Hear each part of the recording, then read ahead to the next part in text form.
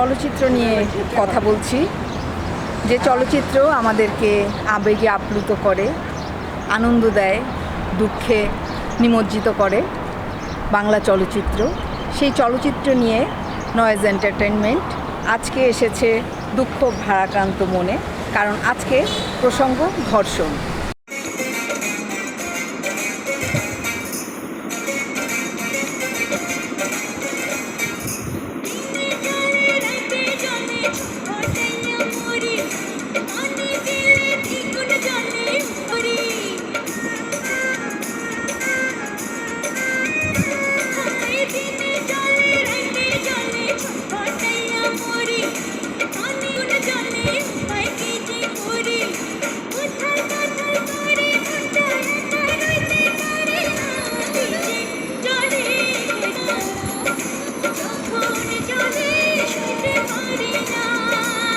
Bangla cinema সহ বিশ্বের বিভিন্ন সিনেমায় এই যে চলচ্চিত্র নিয়ে নানা কথা, নানা মন্তব্য, সেটা মূলত সহিংস দৃশ্য কিংবা ধর্ষণ দৃশ্যকে ঘিরেই হয়।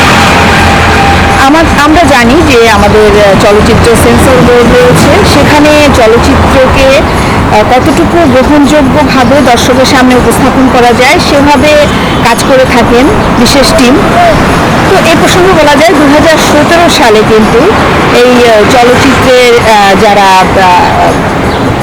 চলচ্চিত্র যারা নিয়ন্ত্রণ করেন বা চলচ্চিত্রে যারা ভুলভ্রান্তি দেখেন, তারা 2017 সালে এই সহিংসতা এবং ধর্ষণ দৃশ্যগুলো চলচ্চিত্র থেকে বাদ দেওয়ার জন্য একটি নীতিমালা তৈরি করেছিলেন।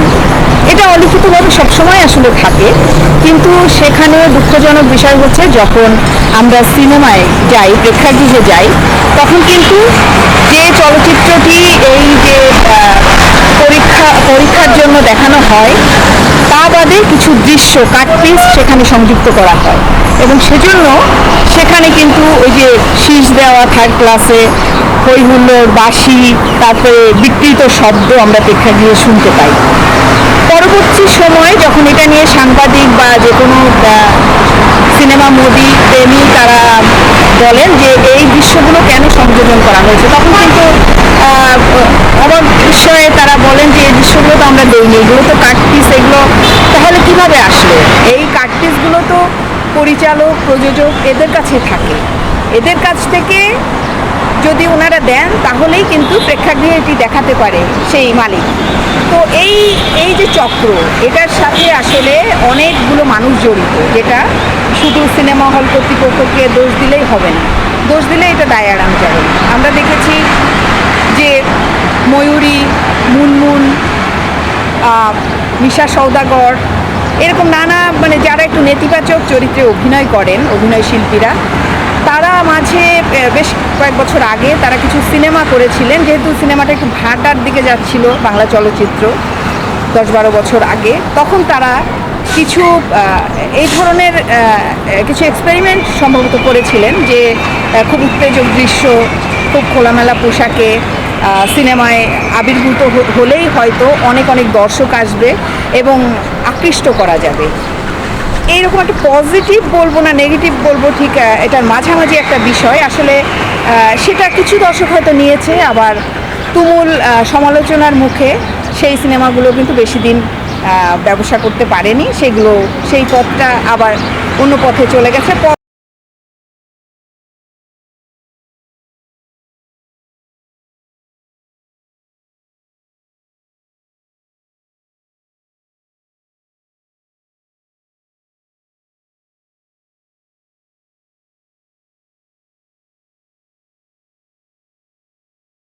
পরবর্তীতে আর্ট ফিল্ম হয়েছে বা এখনও বাণিজ্যিক ছবি হচ্ছে, কিন্তু এখানে আসলে একটা সমন্বয় বিধান করা, এই যে দৃশ্যগুলো, নেতিবাচক দৃশ্যগুলো যেটা কাহিনীর ক্ষেত্রে আসে, কাহিনীর প্রয়োজনে একটি ধর্ষণ দৃশ্য আসতেই পারে, কিন্তু সেই ধর্ষণ দৃশ্য আপনি কতটুকু রাখবেন, সেই মাত্রাটা কতটুকু, এটা পরিচালক হিসাবে, রাইটার হিসাবে আপনাকে ভাবতে হবে। এবং সর্বোপরি যিনি সুপারভাইজ করেন চলচ্চিত্রকে, তাকে বুঝতে হবে যে কতটুকু দৃশ্য এখানে রাখা উচিত, কারণ মানুষের মন অত্যন্ত সংবেদনশীল। কোনো পক্ষ যুক্তি দিয়েছেন যে এইসব নেতিবাচক দৃশ্যগুলো যদি রাখি তাহলে আজকালকার তরুণ কিশোর প্রজন্ম বা বয়স্করা তাদের একটা মনের অবদমিত একটা ইচ্ছা বা প্রলোভন যাই বলুন সেটা থাকে, সেটাতে তারা একটা তৃপ্ত হয়, তখন সমাজে নাকি এই সংকটগুলো কমে যায়, তার মনে সে প্রশান্তি পায়। পাবি না তুই নাগের মাথার মণি, সর্বজাতির শত্রু যে তুই হবে না কভু কি। এই জীবনে আসলে এটা নিয়ে তর্ক বিতর্ক রয়েছে, কিন্তু আমি বলবো যে এই সাময়িক প্রশান্তি আসলে প্রশান্তি নয়। এটা সে মনে করে যে এই যে একটি ধর্ষণ দৃশ্যে সে নিজেকে সেই ধর্ষক রূপে চিন্তা করে এবং সে এটা আস্তে আস্তে মনে কল্পনা করতে থাকে রাতে দিনে, এবং সে নিজে মনে করে এটা একটি খুব স্বাভাবিক ব্যাপার যে একজন নারীকে ধর্ষণ করা বা একজন বালিকাকে ধর্ষণ করা বা বালককে বলাৎকার করা, সেটা হয়তো খুব সাধারণ, কারণ সিনেমা এসে দেখে এসেছে, অনেকে দেখেছে দেখছে, তাহলে নিশ্চয়ই এটা গ্রহণযোগ্য একটা বিষয়। তো আমার কাছে যতটুকু ক্ষুদ্র বুদ্ধিতে মনে হয় যে চলচ্চিত্রে ধর্ষণ দৃশ্য অপরিহার্য হলে অবশ্যই আসবে, কিন্তু সেটা কিন্তু একটা হাত দিয়ে, একটা চোখের এক্সপ্রেশন দিয়ে, একটা একটা মুঠো বদ্ধ একটা হাত দিয়ে কিন্তু বোঝানো যায় প্রতীকীভাবে। এভাবেই যদি কোনো আমরা বড় বড় চলচ্চিত্রে এভাবে দেখেছি, এগুলো তো আর সেই পর্নোগ্রাফি না।